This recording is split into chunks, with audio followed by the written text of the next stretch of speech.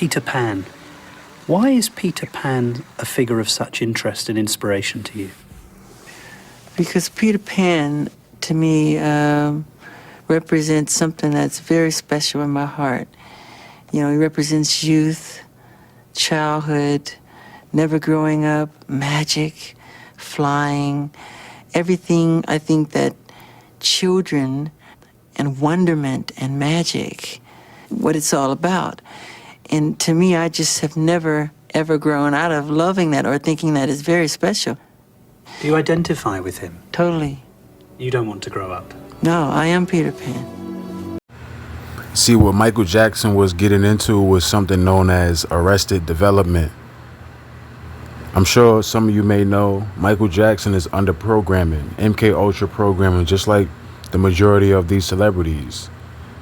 The CIA governed procedure that puts these celebrities under mind control in order for them to be further controlled and pretty much slaves to the music industry, to their overlords, to their handlers. Michael Jackson was under something known as Peter Pan programming.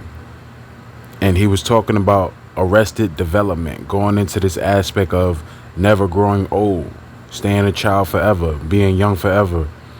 Jay-Z has a song called Young Forever. That whole concept is based in Peter Pan programming.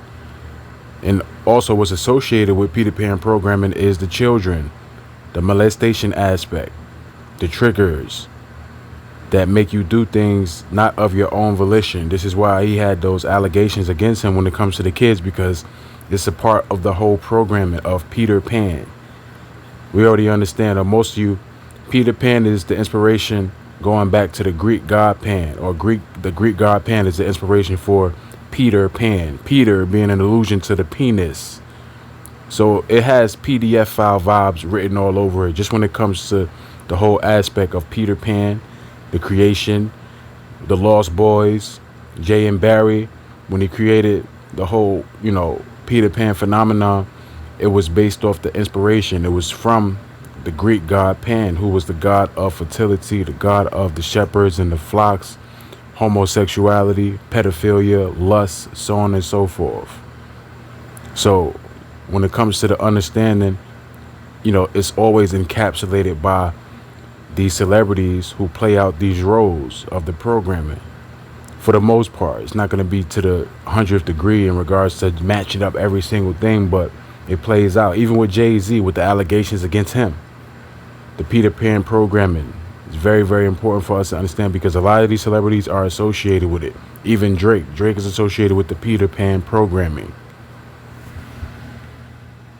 And also you see in this image here, young Peter Pan playing the flutes, because it goes back to the Greek god Pan, or Faunus, or Sylvanus, the satyr. That's where you get Saturday from, is going into the goat. Peter Pan is half goat, half man. Also going back to Esau. That's what it represents. Esau was a mighty hunter. He loved to be in the woods. This is where you get Pan from. And not just Esau, but there's many different elements of the scriptures and history where it makes up Pan, because Pan is also going back to Cush, because Cush was highly sexual. Cush was a sexual person. Cush and Ham, very, very sexual, deviant people. That's what Pan goes back to as well. And the playing of the flutes was based in luring the kids to him so they can be, enchanted to the point where they're hypnotized and they're lost. This is why you see him playing the flutes. And then you look at Peter Pan, Captain Hook, they fighting over the Lost Boys. In Greek mythology, the god Pan, often depicted as a half-goat creature, was known to lure children to him with his enchanting music played on his panpipes. Yeah, representing hypnosis, hypnotism. R. Kelly, someone who also was known as the Pied Piper, he was under Peter Pan programming. He was under Peter Pan programming. That's what he was under. And also the whole aspect of Michael Jackson, where he never gets old. He has Neverland Ranch. That represents a dissociative state. That's what that represents. That's a part of the programming, where you have this place that you can escape and you get away, and you're in this fairy tale land. It's all magic and fun. That represents a dissociative state. It's kind of like a play on Transylvania. That's what it represents. Just when it comes to the MK Ultra programming, dissociative state, that's what it represents. Sometimes even causing them to become lost.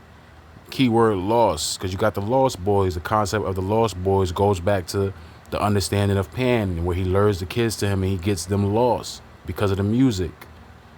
The same thing with the entertainment industry, with the music that these young kids listening to. You know, they internalize it. It's almost like, you know, play on that, where they become lost and they, you know, they immerse themselves in the music. More so the concept and what the music is about, just when it comes to the low level aspect, you know. That whole drill, shoot, kill 'em stuff, that's what I'm getting into, right? Lost or disoriented in the woods due to his wild and alluring nature, essentially, he would call children to him with his music. So you have this aspect of Pan where he lures the kids to him and he influences them. It's the same thing with Michael Jackson. Same thing with Peter Pan, right? That's what it all goes into. Same thing with R. Kelly, Drake, Jay-Z. These people that put on the Peter Pan programming, allegedly. But that's what it is. That's what it is. There's even a depiction of Pan teaching a young catamite, which is, you know, a boy lover or a boy toy, a young homosexual boy teaching a young catamite how to play the flutes. And it was, you know, described as a eronymous relationship. You get the term Ero, going back to the god Eros, the young boy god, where you get Valentine's Day from, and Cupid and whatnot. All the same thing, all under the same umbrella of Pan or Dionysus, the Bacchus, so on and so forth. As you can see right here, this is from Drake's It's All a Blur tour. You see the whole Peter Pan float? Drake is associated with Peter Pan, representing the aspect of never growing up, as well as fertility, because it really goes back to the Greek god Pan. And speaking of fertility, let's get into another video that's associated with Drake and his tour and whatnot, and what he had floating around. It's just crazy.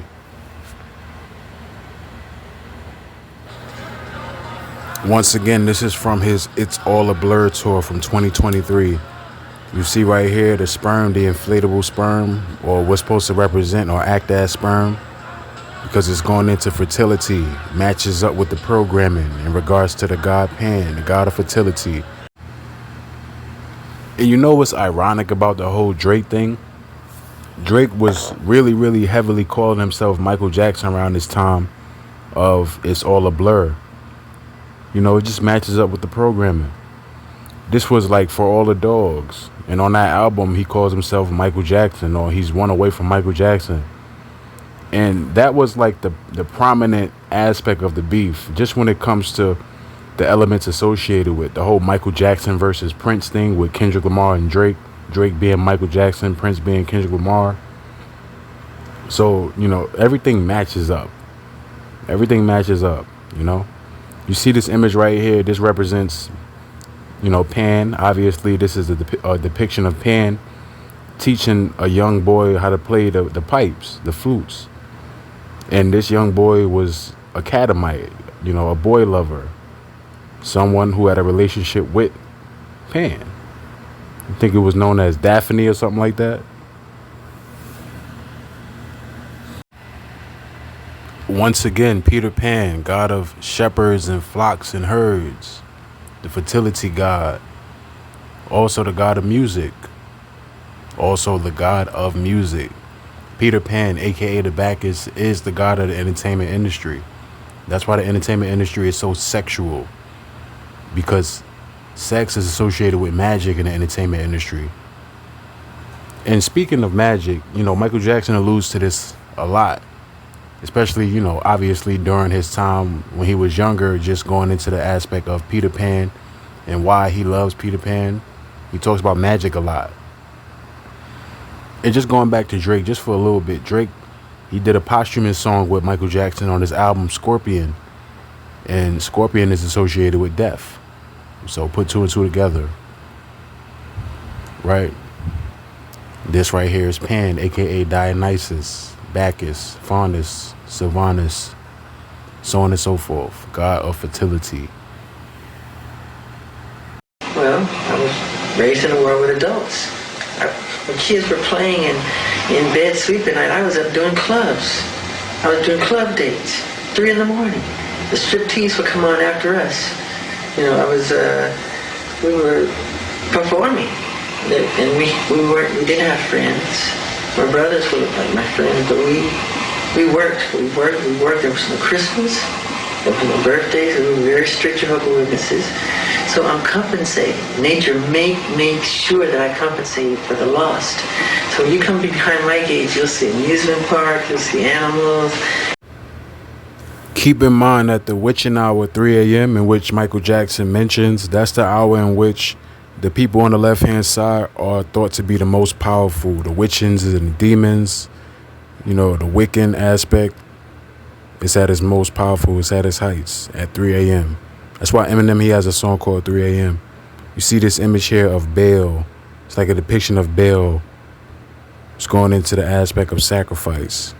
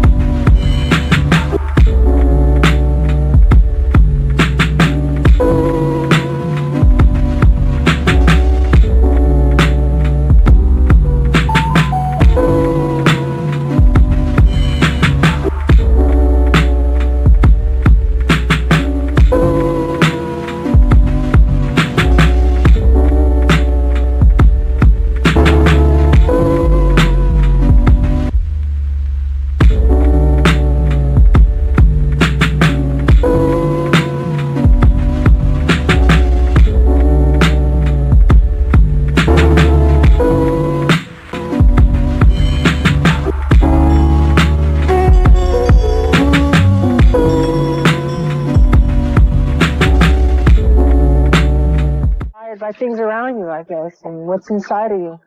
You do it, and I like creating magic. Into the cloud, soaring up so high. Watch me now, watch me now. I'm Peter Pan. I can do anything. So hard. You see how Michael Jackson goes into the aspect of magic. Michael Jackson had a song called Mine is the Magic featuring Siegfried and Roy. And, you know, it's some interesting stuff, very compelling lyrics. Just when it comes to a little small portion here in the beginning, it says, come into me. I know mystical garden, so come to my world. I have the understanding. You know, the Garden of Eden with the understanding of the knowledge that was forbidden. So it's the same thing with Michael Jackson here in regards to these lyrics. This line, come into me, come into my mind, come into my world. I know mystical garden. I know mysticism. I know the occult. Orchids and violets, the colors associated with the occult, especially the color violet. You know, Kendrick Lamar, he has a song called Purple Hearts. He also goes into it where he says, you know, my favorite music director was you. It was colors, it was pinks, it was reds, it was blue. Just going into the many different elements of the colors associated with the occult, the Masonic, the Luciferian understanding. All mysteries are parted. So the mystery of iniquity is separate. Just when it comes to the hidden knowledge, the esoteric, the understanding. Life is a mirage ghost. Imagination, pure inspiration called justification. So life is a mirage ghost. Life is distorted reality. A Truman Show type of world that we live in. So that's what he's painting with this. Imagination. So it's the encouragement of living in an altered state with your mind. The mind is magic. So imagination, pure inspiration called justification. It's the encouragement of living in an altered state. The mind is magic, according to Michael Jackson. So that magic aspect, something definitely associated with Michael Jackson and goes into, that whole disassociation, which leads me to the Neverland Ranch aspect. Can you see me? Dancing on a cloud, soaring up so high. Watching now, watching fly. I'm Peter Pan. I can do anything.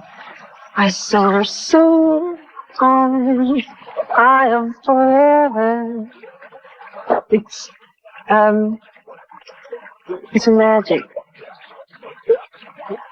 It's hard to explain it. I feel like I could just jump up